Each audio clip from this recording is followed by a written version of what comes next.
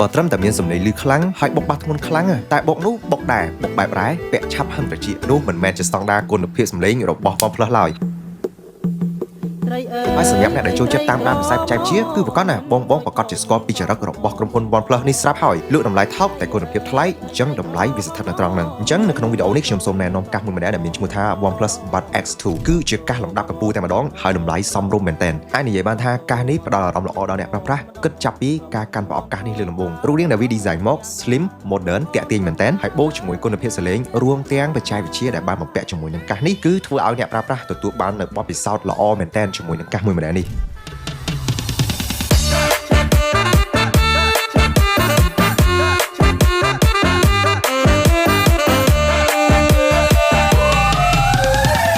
សម្រាប់គុណភាពសម្លេងរបស់កាសនេះផងដែរគឺមានលក្ខណៈ professional sound tuning ដែលអភិវឌ្ឍដោយ Soundcore ដែលជាក្រុមហ៊ុនមានជំនាញផ្នែកសម្លេងជាច្រើនឆ្នាំមកហើយដែលបែបនេះហើយធ្វើឲ្យកាសមួយម្នាក់នេះទទួលបាននូវសម្លេងកម្រិតកំពូលរក្សាសម្លេងធ្ងន់ឬក៏ស្រាលបានល្អមែនទែនទទួលបាននូវសម្លេងរំញោចនៃការបុកបាសខ្លាំងជាងកាសធម្មតាហើយអ្វីដែលកាន់តែពិសេសគឺដំណើរការរួមគ្នាជាមួយនឹងបច្ចេកវិទ្យា Basswell 2.0 ដែលរក្សានូវគុណភាពបាសបុកលក្ខណៈ Unlisted Punchy Bass ដោយ Soundcore ផងដែរngày chóp bay đò giúp dấp dấp chóp bay đò ngay dấp dấp ngày chóp bay đò giúp dấp dấp chóp bay đò ngay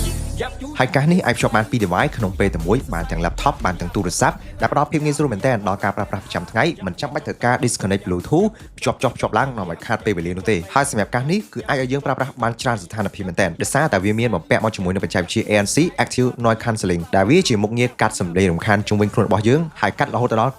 95% ដែលវាជួយឲ្យយើងងាយស្រួលក្នុងការផ្ដោតអារម្មណ៍ក្នុងពេលធ្វើការឬក៏ធ្វើអ្វីមួយឧទាហរណ៍នៅពេលដែលអ្នកទាំងអស់គ្នាចេញទៅក្រៅឬក៏នៅក្នុងហាងកាហ្វេអ្នកទាំងអស់គ្នាគ្រាន់តែបើកមុខងារ ANC នេះមកគឺវាកាត់ដាច់សម្លេងរំខានម៉ូតូឡានឬក៏អ្នកដែលនិយាយនៅជិតយើងនឹងគឺសឹងតែ 100% តែម្ដងហើយលើសពីហ្នឹងក៏វាមានមុខងារ Transparency Mode គឺជាមុខងារចាប់សម្លេងពីជុំវិញខ្លួនយើងនឹងបន្ទាប់មកវានឹងបញ្ចេញសម្លេងនោះនៅក្នុងកាសអញ្ចឹងអ្នកទាំងអស់គ្នាអាចសន្ទនាជាមួយនរណាម្នាក់ដោយមិនចាំបាច់ដោះកាសនោះចេញក៏បានដែរហើយលើសពីនេះគេក៏មិនភ្លេចផងដែរជាមួយនឹងអាវក្រោះការពារទឹកកម្រិត IP55 ដែលការពារបានទាំងធូលីនិងជំរាបទឹកដែលល្អពិសេសសម្រាប់បងចូលចិត្តហាត់ប្រាណហើយពាក់កាសអញ្ចឹងវាអាចការពារកុំឲ្យញើសបងទាំងអស់គ្នាជ្រាបចូលកាសនេះដែលធ្វើឲ្យកាសនេះឆាប់ខូចផងដែរតែឥឡូវនេះខ្ញុំសូមនិយាយអំពីថ្មរបស់វាវិញម្ដងដោយកាសមួយគ្រាប់យើងអាចស្ដាប់យ៉ាងយូរបំផុតរហូតដល់11ម៉ោងហើយបើសិនជាបូកជាមួយនឹងប្រអប់វាវិញគឺយើងអាចស្ដាប់បានរហូតដល់43ម៉ោងបូកជាមួយនឹងការសាកថ្មចូលវិញដោយប្រើប្រាស់បច្ចេកវិទ្យា Fast Charge ផងដែរអញ្ចឹងសម្រាប់ថ្មរបស់កាសនេះគឺអត់មានជាបញ្ហាសម្រាប់អ្នកប្រើប្រាស់ទូទៅឡើយអញ្ចឹងជាបន្ទាប់ខ្ញុំសូមបកមកនិយាយអំពី software វិញម្ដងអ្នកនរគ្នាដឹងស្រាប់ហើយ OnePlus គឺជាក្រុមហ៊ុនផលិតទូរស័ព្ទ flagship ដែលប្រជែងជាមួយនឹង Apple, Samsung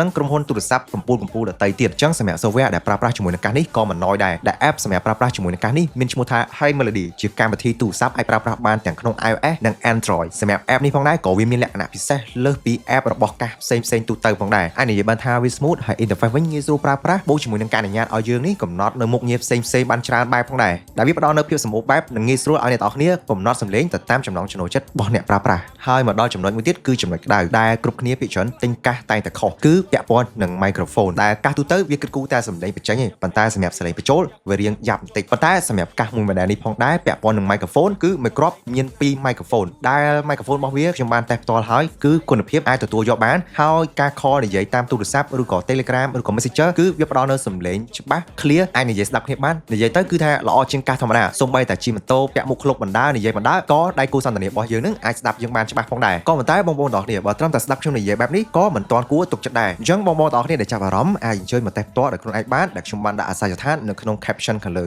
អរគុណបងប្អូនទាំងអស់គ្នាជួបគ្នានៅវីដេអូក្រោយចាប់ play ចុះbay đò giúp dấp dấp chóp bay đò